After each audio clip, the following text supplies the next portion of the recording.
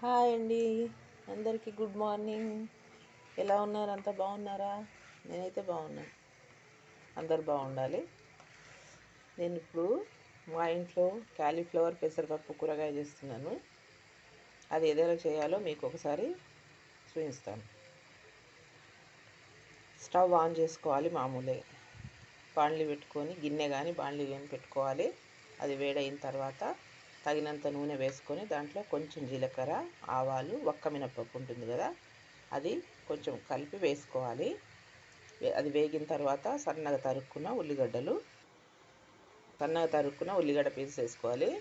అవి వేగిన తర్వాత పచ్చిమిరపకాయలు నేనైతే కాట్లు పెట్టుకొని వేసుకున్నాను. పొడుగు అట్లనే చిన్న చిన్నగా వేస్తే పంటి కిందికి వచ్చి కారం అవుతుంది. కాబట్టి ఒక్కొక్కసారి మనం కూరగాయతో పాటు అవి కూడా తినేస్తాం కదా, అందుకోసం పొడువుగా కాట్లు పెట్టి వేసుకుంటే ఏంటంటే తీసి పక్కన పెట్టేయచ్చు. అవి వేగిన తర్వాత అల్లం వెల్లిపాయ పేస్ట్ వేసుకోవాలి. అది వేగిన తర్వాత అల్లం వెల్లిపాయ పేస్ట్ వేగిన తర్వాత కొంచెం చిటికెడు పసుపు వేసుకోవాలి. పసుపు వేసుకొని తర్వాత ఈ ముక్కలు వేసుకోవాలి. అయితే ఈ ముక్కలు కాలీఫ్లవర్ పీసెస్ పొద్దున మనం చేసుకుంటాం అనగా, నేనైతే పని తొందరగా అయిపోతుందని చెప్పి మంచిగా కడిగేసి ముక్కలు కట్ చేసేసుకొని అవి కడిగి ఒక్క ఉడుకు వచ్చేటట్టు ఉడికించుకొని నీళ్ళు తీసేసి పెట్టుకున్నాను రాత్రి. పొద్దున్నే చేసుకోవడానికి ఈజీగా ఉంటుందని చెప్పి ఈ పీసెస్ వేసుకొని కొంచెం మంచిగా వేగిన తర్వాత ఒక 10 నిమిషాలు వేగించి తర్వాత పెసరపప్పు అండి.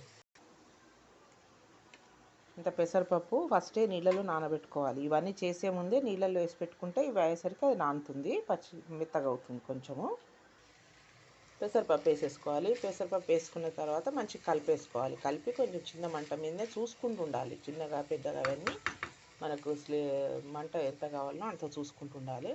అది కలిపేసుకొని ఒక 5 నిమిషాలు మూత పెట్టుకోవాలి. ఒక 5 నిమిషాలు మూత పెట్టుకుందాము. మూత పెట్టేసుకొని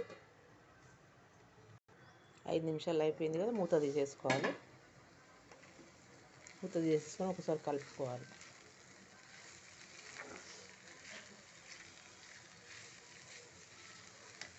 తగినంత ఉప్పు వేసుకొని కలిపేసుకొని మళ్ళీ ఒకసారి మూత పెట్టేసుకొని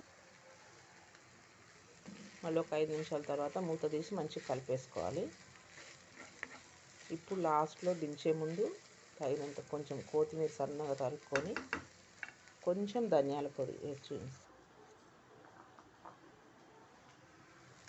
ఒక చిన్న స్పూను ధనియాల పొడి,